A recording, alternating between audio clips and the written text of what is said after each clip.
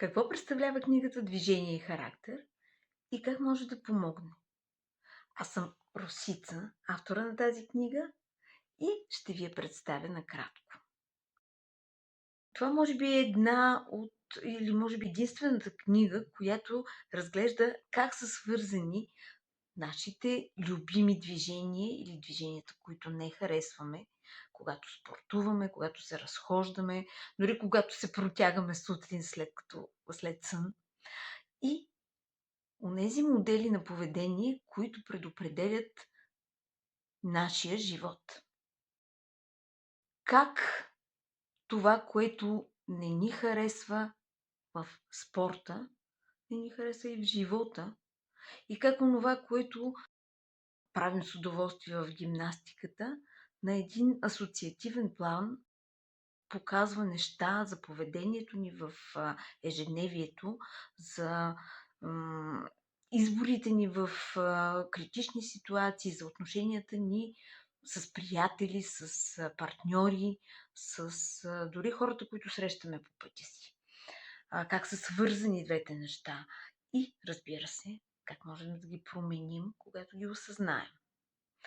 Много книги, особено в съвременния свят, те се стремат да бъдат полезни през това да кажат на хората прави номер 1, прави номер 2, прави номер 3 и ще постигнеш номер 4.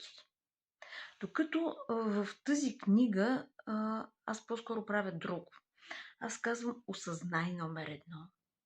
Помагам, превеждам по пътя да осъзнаем номер 1, 2, 3, за да може номер 4, след като сме минали този път, по един естествен начин да дойде при нас. Книгата е много повече психологическа, отколкото движенческа.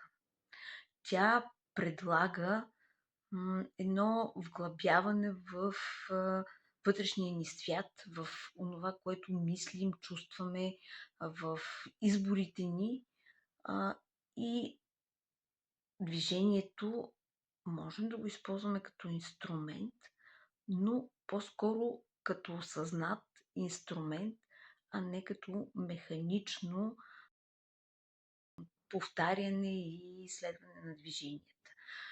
Тя има много аспекти, имам предвид книгата, говоря за психическата нагласа, когато обичаме да бъдем повече гъвкави, отколкото всичко останало, когато искаме да бъдем повече пластични, отколкото всичко останало, или силови, или скачащи, т.е. харесва ни много повече динамиката.